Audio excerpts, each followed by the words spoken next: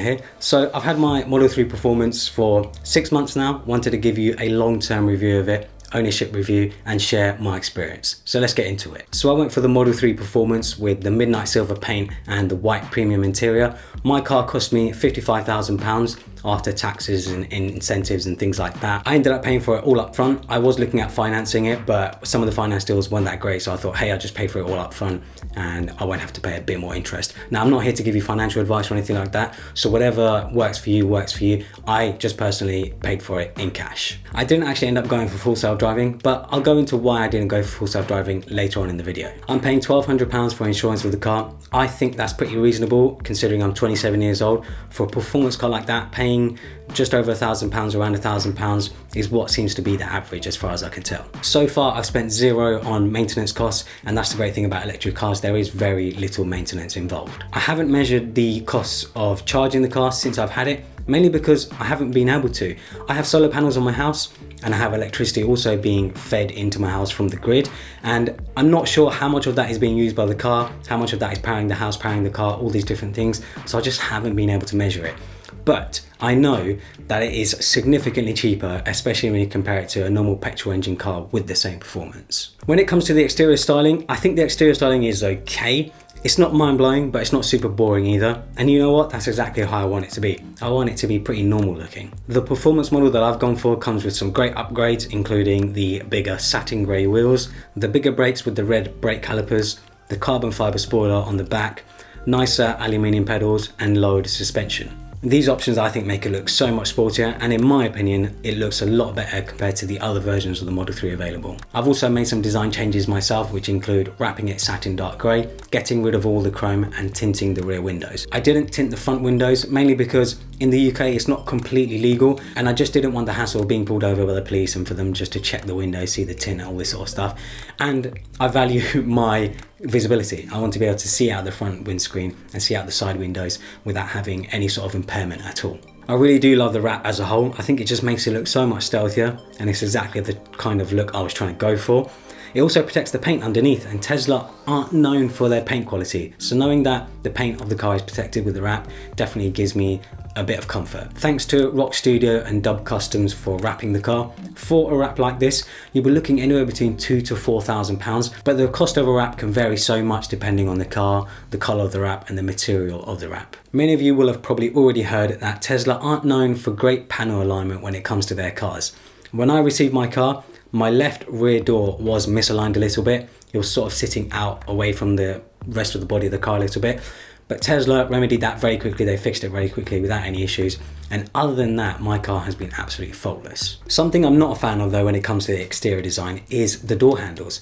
Now this may be a little thing, but whenever anyone tries to get in my car and they haven't got into it before, they don't actually know how to open the door. They have no idea how to use the door handles. And even when I use the door handles, it just feels like I'm doing hand gymnastics or something. It's a pain in the butt. I don't really like the door handles.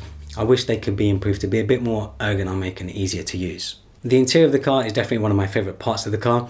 I don't expect everyone to be a fan of it, but I just love how minimalist and clean it looks, especially when you factor in the white interior.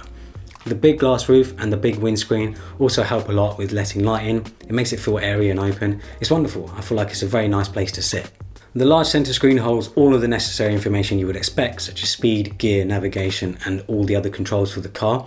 It's very responsive to touch. It's just like using a smartphone, and it's great for when you're navigating. Being able to have a big map in front of you just makes it easier to navigate. There is of course a lot more in the infotainment, but I'm not going to go through everything because we'll be here forever. But there are tons of videos already out there going into detail with the Tesla infotainment on the Model 3. I'm asked very often if it feels weird having the speedo to the left of you rather than in front of you. And yeah, when I first got the car, when I first started driving it, it can feel odd at first. You know, you're naturally sort of looking straight ahead of you to see your speed. But honestly, after a few days and after a few hundred miles, you get used to it very quickly. When it comes to the interior, there are definitely some things that I think could be improved or changed. One of them being having more physical buttons, especially for the aircon. So in the UK, you know, we have very crazy weather. One day it could be raining and very cold. The next day it could be boiling. We need the AC on. Having to go into the Tesla sort of aircon settings and stuff like that and doing it all via touchscreen is just a bit of a pain in the arse, you know, especially when you're driving along, having to take your focus away from the road just to adjust a few things when it comes to the temperature, where the air's coming out from and things like that. Yeah, it's just not a very nice, pleasant experience. With there being no dials in front of you, in front of the driver, I'm surprised Tesla didn't include a heads-up display or an option to have a heads-up display. I think it would fit perfectly with the minimalist interior that the Tesla Model 3 has. I've also made some little changes to the interior myself, including wrapping the center console in matte black. Before it was gloss black. Gloss black obviously attracts a lot of fingerprints and scratches. The matte black looks so much better, looks cleaner, I think it looks more modern, and I think it also matches much better with the interior of the car. I've also added a dual wireless phone charger. Now I think every Model 3 owner should definitely get one of these. Just being able to put your phone down, having it automatically wirelessly charged without having to plug anything in is just brilliant. The interior quality of the car is okay. I don't think it's as good as, say, some of the competitors out there like the BMW 3 Series, the Audi A4 or the Mercedes C-Class. I think Mercedes especially, they do some amazing interiors, but I actually prefer the minimal look of the Model 3 interior. Understandably, people are very wary with the white interior and how well it holds up against dirt. So over the last 6 months, I mainly just wear black jeans and black trousers. I have definitely seen a faint sort of shade of black on the seats. It's very, very subtle, you can barely see it. Thankfully, it's super easy to wipe off with the damp cloth. I think Tesla have applied some sort of coating, or they've made the leather, especially so that you can easily keep it clean. The seats themselves are also incredibly comfortable. It almost sometimes feels like I'm sitting on a sofa. But yeah, they're just really comfortable, fantastic for long journeys. The only thing I wish they did have was a bit more side support, because if you're going around bends quite quickly, sometimes I feel like I'm going to slip out of the seat. The driving position itself is fantastic. I think it's actually one of the best I've been in, mainly because you sit quite low, but you're not super low. And at the same time, you have amazing visibility all around the front of you, the windscreen and the side windows. And that's what I like. I like to be able to sit low, but then at the same time, be able to tell where the corners of the car are. Tesla have done a good job with the seating position in this car. When it comes to the tech in the car, I do want to highlight some of my favorites. Number one being the sound system. It is just brilliant. It's absolutely fantastic. It's one of the best sound systems I've ever heard in any car. And Tesla have left it completely unbranded. So it seems like they've got someone in-house to do it, and they've done a really good job of it. Number two is being able to watch Netflix and YouTube. When you're stationary, say you're charging your car or you're waiting for someone or whatever else it may be, you can just put some Netflix and YouTube on and kill some time. Very convenient feature to have. Number three is over-the-air updates. Now this is something you just will not see from other car manufacturers. Ever since I've had the car, I've had it update pretty much every month now with new updates, new features, things like that. And I've even got the 5% performance boost with the car as well. And amazingly, it's all completely for free. If you wanted to get updates for your car from another manufacturer, they'd ask you to buy a whole new car. Though one thing I wish it did have, and a lot of people have requested it, is either Apple CarPlay or Android Auto or both. You know, I'd love to be able to use Waze as my main navigation app. I much prefer Waze over Google Maps. When it comes to practicality, this is definitely one of the most practical cars I've had, mainly because I've had smaller cars in the past. But for me, I found this car to be very spacious. The cabin space is brilliant. I've had friends get in the back, no problem. And yeah, you get a lot of space in the boot. And you even have a front boot, front trunk as well, which is also very convenient. Now, the driving experience. So I've gone for the performance model, of course, and that does 0 to 60 in 3.2 seconds as listed on Tesla's website. Some people have got it a bit faster, some people have got it a bit slower, but honestly, I thought I'd get bored of this feature and I thought I'd get used to it. Let me tell you, you do not get bored of this acceleration. It is as gut-wrenching as the first day I got it. The acceleration is definitely my favourite feature of the car. Because it's electric, there's no engine build-up or sound, which just makes the acceleration even more effortless. This also helps it draw very minimal attention, especially when you're zipping around city streets and things like that. Wind noise though can definitely be an issue. Once you hit 70 miles an hour, which is the motorway speeds in the UK, once I hit that speed, I can definitely hear wind noise. It's not like deafening or anything like that. I can still comfortably listen to music and podcasts and things like that.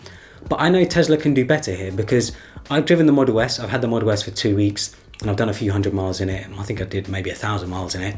And when I was doing 70 miles an hour in that car, it was so quiet compared to my Model 3. Now I understand they are very different cars and the Model S is quite a lot more expensive, but I think Tesla could improve the Model 3 just a bit more. It doesn't have to be as good as the Model S, but just a bit more soundproofing would make it feel even more luxurious. With the Model 3 performance also being all-wheel drive, I feel so much more confident when I drive it. I've been driving rear-wheel drive cars for the past few years now, and switching over to an all-wheel drive car doesn't matter what the weather is outside. I feel so much more confident and feel much safer driving my Model 3. When it comes to handling, the Model 3 definitely holds its own. It does very well. It's sort of impressive in its own right when you consider the weight of the car.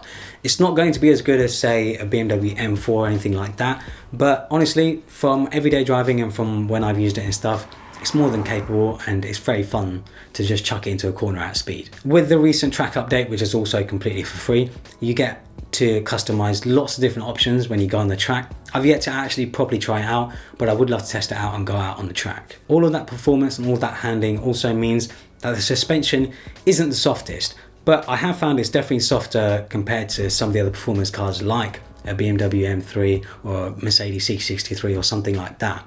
For me, it's a good in between, you know. It's not too soft, but then it's not too hard either. If you're looking for a very supple ride, the Model 3 isn't for you probably, but for me, you know, I'm more than willing to sacrifice a bit of comfort for a more sportier feel. Autopilot. So this is a feature a lot of people talk about, and it's very much a big draw of a Tesla. And I've got to say, having autopilot is an absolute dream. I actually hate driving any car without it now. When you're on the motorway and you're using autopilot, I feel so much more safer and relaxed. The car can automatically keep its distance from the cars in front. It can keep its speed, it can stay in the lane, and it can even come to a full stop if there's traffic ahead. After the 0 to 60 performance of the car, I think autopilot is definitely my second favorite feature of the car. Range and charging. So Tesla state on their website that the performance model can do 329 miles on one charge. Now, I think that's possible in maybe absolute perfect conditions and if you drive it very conservatively.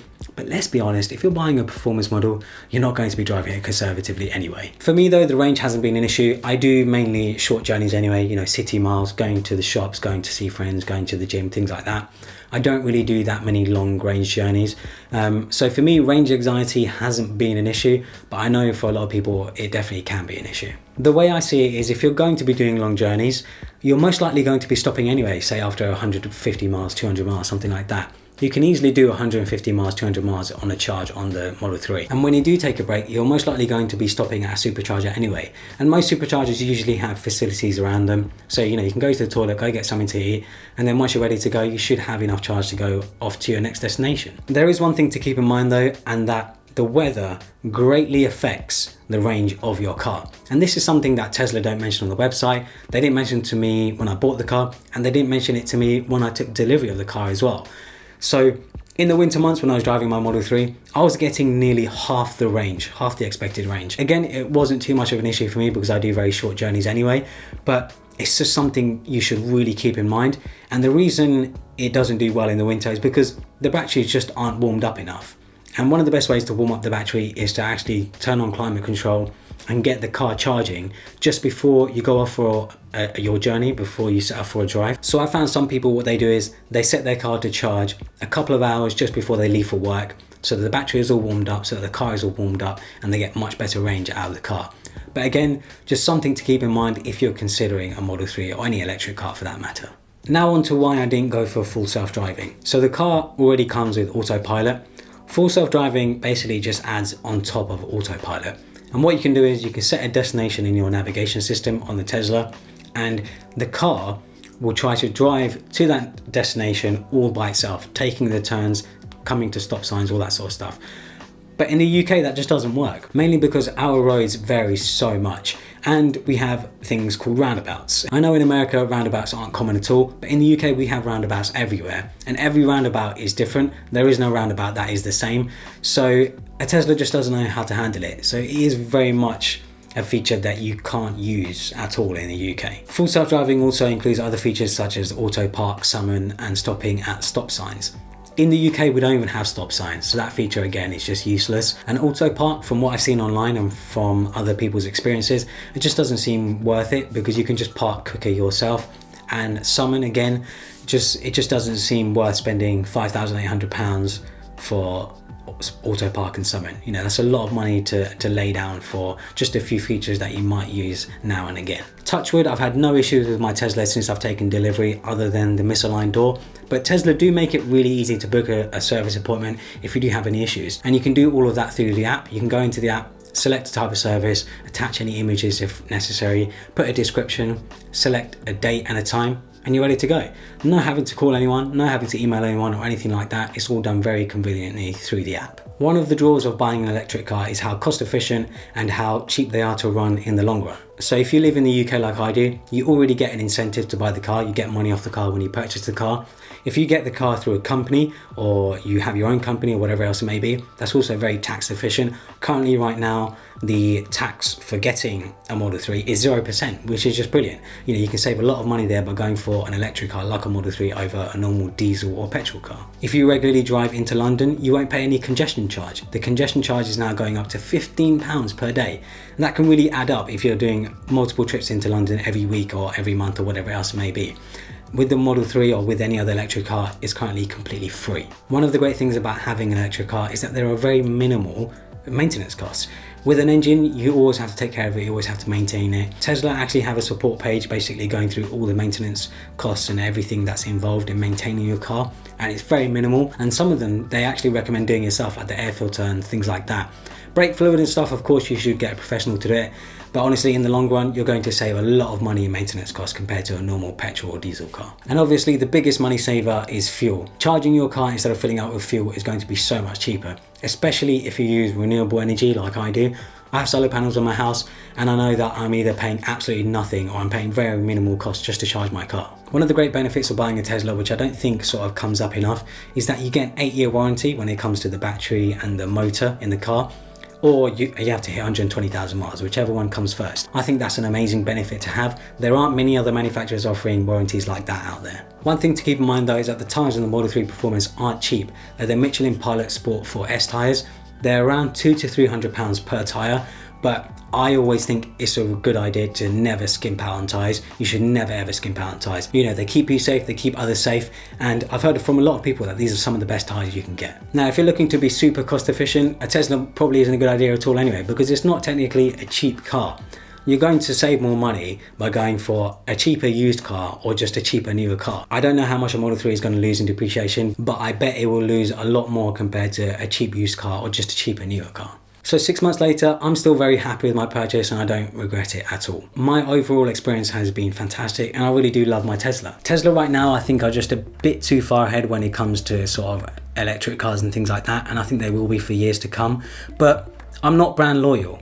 I'm hoping that in the next 2, 3, 4, 5 years, whatever else it may be, that manufacturers like BMW, like Audi and Mercedes and other brands start coming out with good electric cars, something that can compete against Tesla, because competition is great for everyone. Competition drives the technology forward, and competition also brings down the price for people like us, for the people who are buying them. And a Tesla still isn't a cheap car. I think one of their cheapest cars that you can get right now, in the UK at least, the Tesla Model 3, is around 37,000, 38,000. It might be a bit more, but that's a lot of money for a car still. I'm fortunate to be in the position to be able to afford a car like that, but a lot of people can't. So I'm hoping in the future, as electric cars get cheaper, more and more people will buy them, and electric cars I think will be the future. So would I recommend a Tesla? Hell yeah. If you can afford a car like this, I think it's definitely one of the best everyday cars that you can buy right now. So I hope you guys enjoyed this review. Follow me on Instagram and Twitter and subscribe for more.